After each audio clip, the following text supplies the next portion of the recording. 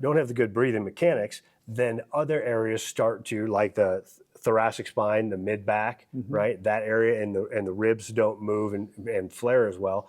And so now you've got compensations, more of a rounded back position, right? And those areas are getting tighter because, one, you're not using the diaphragm to breathe, right? And so it is restricting that area, because then it's like a do loop, right? Like a vicious circle. So then you haven't been using your diaphragm to breathe. You've been breathing like chest breathing. I'm tight because I can't breathe. I can't breathe because I'm tight. Exactly, yeah. Because if you're stuck in more of a rounded shoulder position, it's actually difficult to breathe with your diaphragm.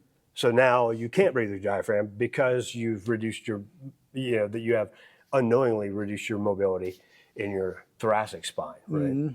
And then that then affects up the chain to the neck. We get more of a forward neck posture, right?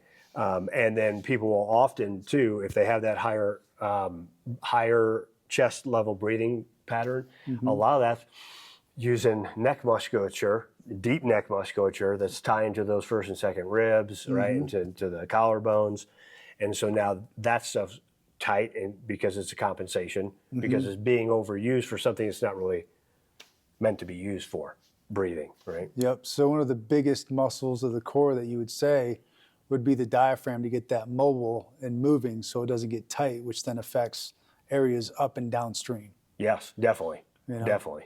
Yeah. Because then you don't really need your core to like voluntarily activate. Like, okay, now I got my core, right? You want it to be reflexive, right? You're throwing something, right? Or as you're moving, if you're carrying something just on one side, that's core activate. It should be reflexive, right? So if your diaphragm is firing right and working well, that helps everything else that we think of as the core, right, do its job better. Yeah. So